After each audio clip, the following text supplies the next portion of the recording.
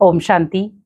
आज बहुत सारे लोग एक मन के अंदर भावना लेकर चलते हैं कि हमारा बहुत सारे लोगों के साथ कनेक्शन होता है, लेकिन क्या वो शरीर छोड़ने के बाद भी वैसा ही कनेक्शन रहता है या नहीं।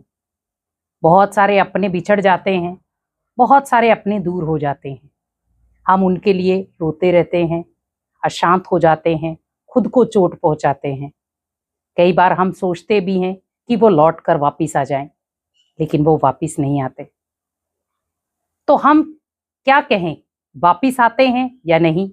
आपके साथ उनका कोई कार्मिक अकाउंट है या नहीं?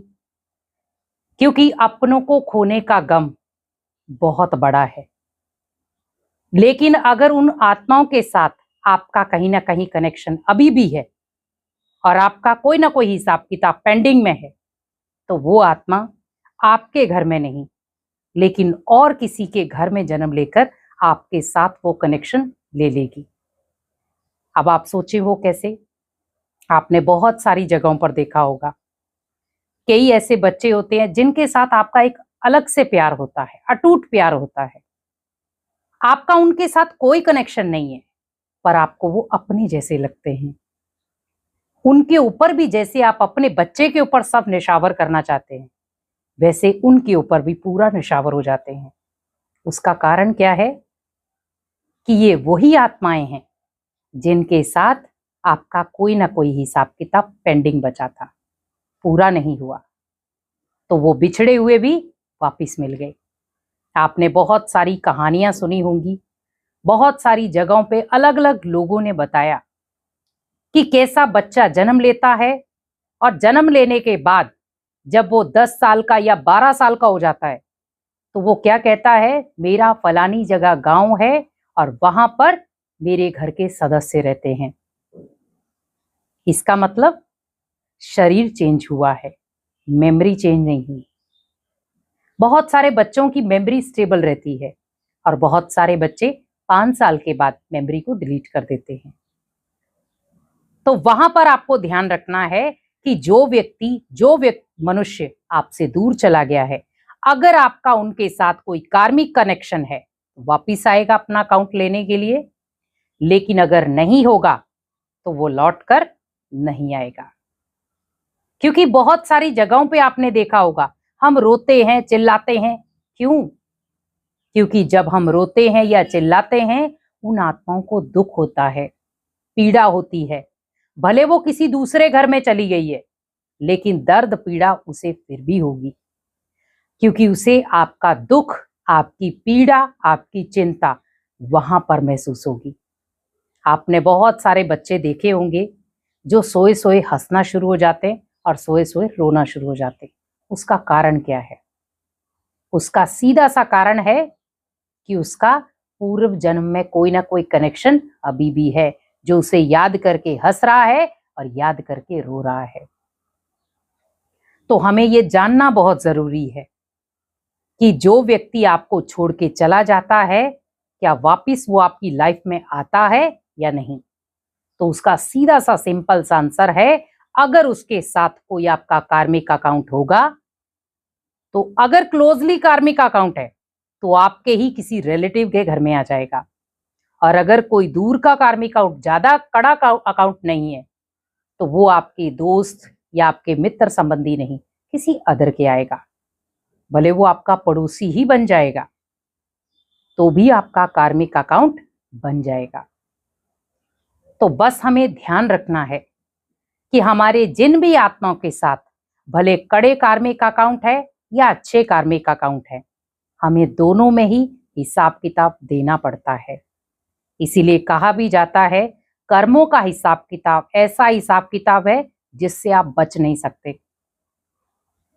आप हर जगह पर खुद को बचा सकते हो, लेकिन कर्म एक ऐसी चीज है जहां पर आप खुद को बचा नहीं सकते। आपको कर्मों का हिसाब किताब देना ही पड़ेगा, भले वो किसी भी तरीके से दें। क्योंकि जब हमें कर्मों का हिसाब किताब देना पड़ता है, तो ऑटोमेटिकली या तो आप उसे दुख से दें या आप उसे सुख से दें, या आप उसे गम से दें या आप उसे खुशी से चुत्तू करें, पर आपको करना पड़ेगा। क्योंकि कार्मिक अकाउंट एक ऐसी चीज है जहां पर आप अपने आप को ओनली श्रेष्ठ कर्मों से या दुआओं से बदल सकते हो। अगर आपको भी लग रहा है मेरे किसी आत्मा के साथ बहुत कड़े कार्मिक अकाउंट है, मैं चाहता हूं वो डिलीट हो जाएं, तो उसके लिए उन आत्माओं को आप क्षमा भाव करते क्षमा मांग लें और क्षमा कर दें।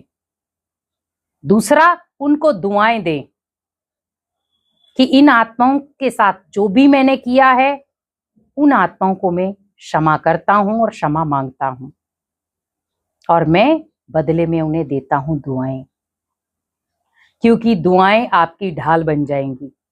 दुआएं एक ऐसी चीज हैं जो आपके हर कर्म को और आपके किए हुए हर कर्मों की दवा है। कहते हैं ना, दवा में भी इतनी शक्ति नहीं होती जितनी दुआ में होती है। तो हम अगर कार्मिक अकाउंट से बचना चाहते हैं तो मेरे जीवन में दुआएं बहुत जरूरी हैं। तो जब जीवन में दुआएं होंगी तो भले कैसा भी सरकमस्टांस हो, कैसे भी कार्मिक अकाउंट हो, हम उन कार्मिक अकाउंट में खुद को बचा सकते हैं, खुद की रक्षा खुद कर सकते हैं। अगर आप भी ये सोच रहे हैं कि मैं इस व्यक्ति को जानता नहीं हूं, इन लोगों को पहचानता नहीं हूं, लेकिन अचानक इनके साथ मेरे कार्मिक अकाउंट कैसे बन गए, क्यों इनके साथ मेरा इतना प्यारा कनेक्शन बन गया, क्यों इनके साथ मेरा एक कठोर कनेक्शन बन गया, भले वो लड़ाई झगड़े का हो या स्नेह प्यार का हो, क्यों बना? क्योंकि उस आत्मा के साथ आपका कोई ना कोई कर्मों का हिसाब किताब पेंडिंग है जो वो आत्मा लेने आई है। तो अगर आपको भी ऐसा लग रहा है तो हमेशा याद रखें कि अपने कर्मों के हिसाब किताब को खुशी से चुकता करें, क्योंकि जीवन में अगर कोई भी आत्मा आपके सामने अचानक आ रही है और वो आकर के आपके साथ कई बार अभद्र व्यवहार करती है, कई बार बहुत अच्छा व्यवहार करती है, आप वहीं समझ जाएं कि इस आत्मा के साथ मेरा कुछ ना कुछ कार्मिक अकाउंट है।